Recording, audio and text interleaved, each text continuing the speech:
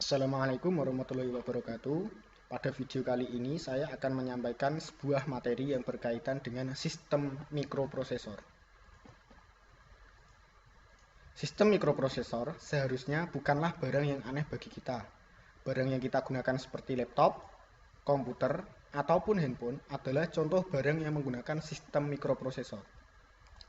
Tapi pernahkah kita bertanya seperti apa sistem mikroprosesor itu?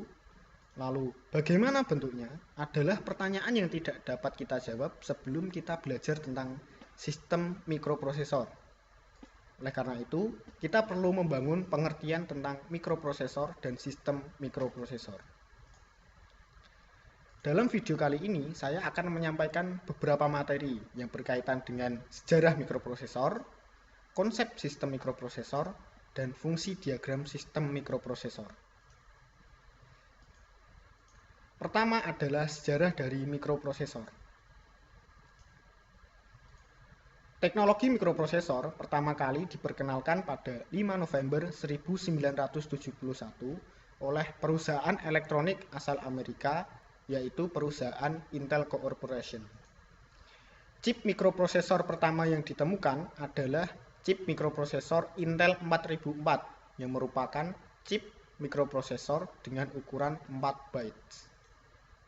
Dua tokoh yang berperan dalam penemuan mikroprosesor Intel 4004 adalah Bapak Federico Fakin dan Marcian Tethoff, yang merupakan dua ahli insinyur dari perusahaan Intel Amerika. Berikutnya adalah konsep sistem mikroprosesor. Sistem mikroprosesor merupakan sebuah sistem yang dibangun dari beberapa komponen utama. Ada unit mikroprosesor atau CPU, yang kedua unit memori, yang ketiga unit input-output atau I/O, yang keempat clock, yang kelima bus data, yang keenam bus alamat, dan yang ketujuh adalah bus control. Semua komponen tersebut dirangkai menjadi sebuah sistem yang berfungsi sebagai pengolah data elektronik digital. Materi selanjutnya adalah fungsi diagram sistem mikroprosesor. Pertama, yang akan saya bahas adalah CPU unit. CPU atau Central Processing Unit atau MPU atau Microprocessor Unit berfungsi sebagai pusat pengolah dan pengendali sistem mikroprosesor. Jadi, jika diibaratkan sebagai manusia, maka CPU merupakan otak yang berfungsi untuk mengatur dan mengontrol seluruh aktivitas dan instruksi yang dilakukan oleh sistem mikroprosesor. Unit yang kedua adalah unit input-output atau I/O. Unit I/O dibangun dari komponen input dan komponen output terprogram atau biasa disebut dengan Programmable Input-Output atau PIO.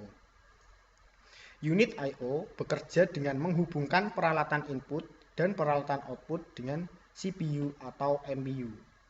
Jadi, unit I/O ini adalah sebagai interface yang akan menghubungkan peralatan input seperti mikrofon ataupun keyboard dengan CPU, serta menghubungkan antara CPU dengan peralatan output seperti speaker, monitor, LCD, dan lain-lain.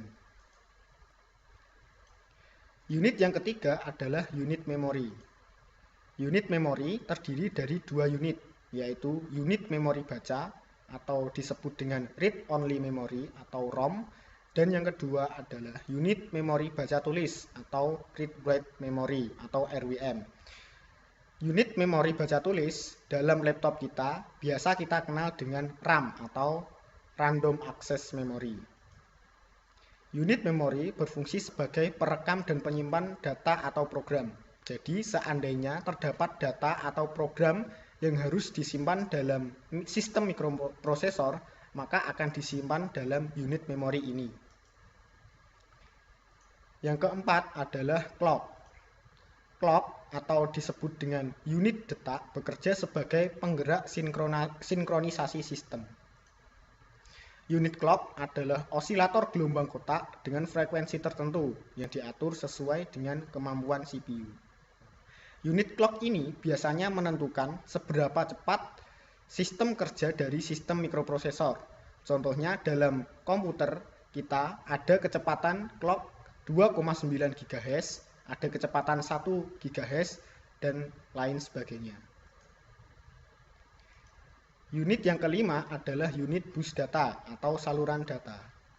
Bus data atau saluran data merupakan sejumlah saluran tempat di mana data ditransfer.